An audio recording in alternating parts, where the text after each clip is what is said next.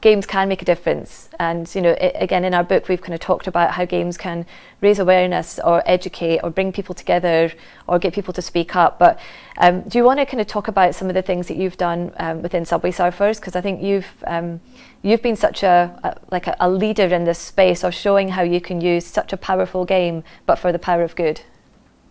I think the most important thing is to recognize that we are first and foremost entertainment. So we need to stay fun and we need to stay light for people to keep playing. If we make our game all about messaging, then people would turn it off and find another break.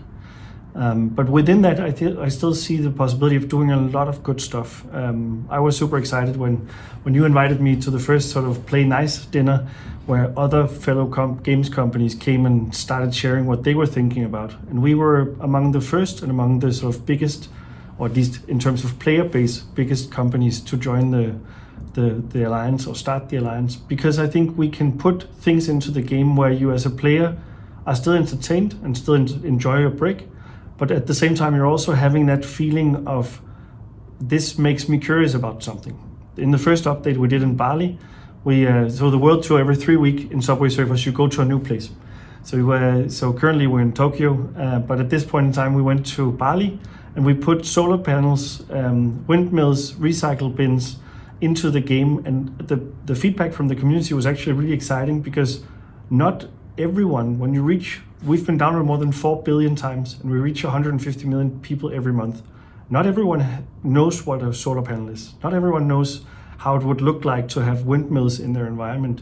And just to be able to start those conversations in families or regions where it doesn't necessarily happen organically was a huge pride for us.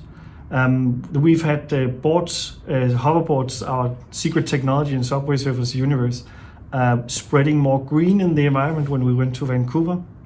We've planted physical trees with the players through ecology. We've donated through Milky Wire to Mission Blue and all the great work that Sylvia Earle is doing. And recently we went to Rio with an update where the Harlequin toad was the choice of donation. If you bought that outfit, the money went uncut post-platform fees. Obviously, we couldn't convince everyone to do it, but went to the saving of the Harlequin toad in the Amazon rainforest. All of this just to say that we can put a lot of things into the environment, onto the characters, that still allow the character to be fun and engaging, but actually tells more of a story, even if we're a simple casual game. Even if we're only played 20 minutes on average a day, we get to put some meaning and we get to put some awareness into the minds of our players. And I love that as well. I love the ability of games to be able to take themes and normalize these topics within a game environment through the use of characters or items or the environments within games. And we've seen the same with the likes of Nitro Nation using electric vehicles with Planet Play. You can also see that an electric vehicle can be a fast car too. So it starts to normalise having green items. And I think the more we can do this, the more it just kind of goes into our subconscious. The fact that these items can be used on a day-to-day basis, and then we can start to kind of nudge and change that behaviour in a more positive way towards the planet.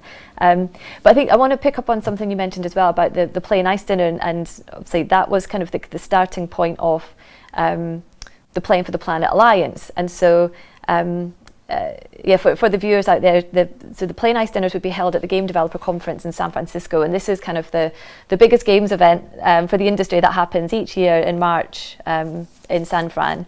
And we would host a dinner, and it would bring together kind of like-minded individuals from the industry to talk about a series of different topics. So we've done them before around oceans and in general impacts, and this year was in particular around the environment and looking to do something for the planet, but as a collective. And we weren't quite sure at the time when we had this dinner what how it was all going to turn out. But I think when also kind of reflecting on the day and thinking about the alliance as well, in the games industry, there's fierce competition because we're all trying to compete for players, but there's so much cooperation as well that happens, and out of that dinner, we ended up then creating the Playing for the Planet Alliance with UN Environment, which is now 50 game studios reaching 1.4 billion monthly active users, all looking to take action for the planet. But I think one of the key things about that moment as well was the fact that a few months later, when we set up the alliance and we launched it at the UN General Assembly in 2019, we had Xbox and Sony PlayStation, the CEOs sat in the same room in the Sony building, and they actually recognised as well the fact that they were coming together, as fierce competitors, PlayStation and Xbox. They were sitting in the room talking to each other about how to solve the climate crisis.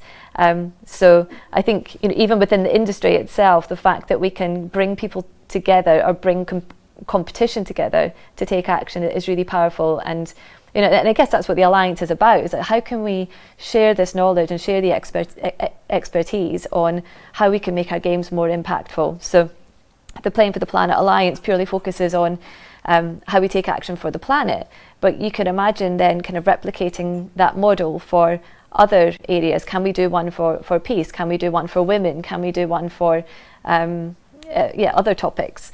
So I think it's kind of set an example in terms of how we can work together more peacefully as an industry, and help each other out, and also think about how we can implement some of these activations in game as well. But Mathias, I also wanted to ask you more about, because I know you've done a lot within Subway Surfers, but and you're also part of the Playing for the Planet Alliance. I know you're very passionate about this whole topic, and hence is why we wrote a book about this, which is coming out very, very soon. But are there any other kind of gaming examples or activations that you've been really inspired by? And I think just to kind of give a flavour, an example of how games can be used for good, or if you're not from the games industry, how can you look at using games as